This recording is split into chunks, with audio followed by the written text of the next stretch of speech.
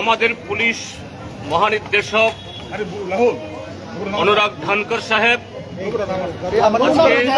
অস্বাভাবিক মৃত্যু এবং এই অস্বাভাবিক তার পেছনে যে আমাদের রাজ্যে যে অস্বাভাবিকতা বিরাজ করছে এটা এই দুর্ঘটনা তারই কারণ অনুরাগ ধানকর সাহেবের মতো একজন ফাইন্যান্স অফিসার, আত্মসম্মান বোধ সম্পন্ন অফিসার, যিনি এসডিপিইউ থেকে একেবারে ডিজি অব্দি উঠেছেন, এরকম বহু ঘটনা সামলে এসছেন, তার মতো একজন অফিসার নিজেকে নিজের জীবন নিতে পারে না, আত্মহত্যা করতে পারে না।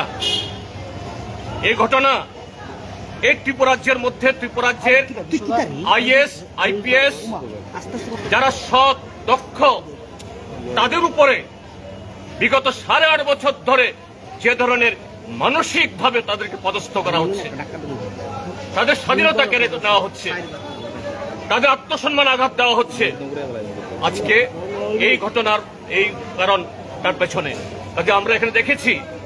আমরা বলেছি তার একমাত্র ছেলে নাকি কানাডা, এই তার ছেলে এখানে আসা অবধি, তার দেহ দেখা অবধি, এখানে তার দেহ সংরক্ষণ করে যাতে তারপরে এই পোস্টমর্টম করতে হবে, তারপরে করা হোক। এবং আমরা দাবি জানাবো এই ঘটনার বিচার বিভাগীয় একজন আমাদের হাইকোর্টের বর্তমান চিফ জাস্টিস তার নেতৃত্বে দ্রুত এ তদন্ত বসানো হোক। কেন ঘটনাটা হলো?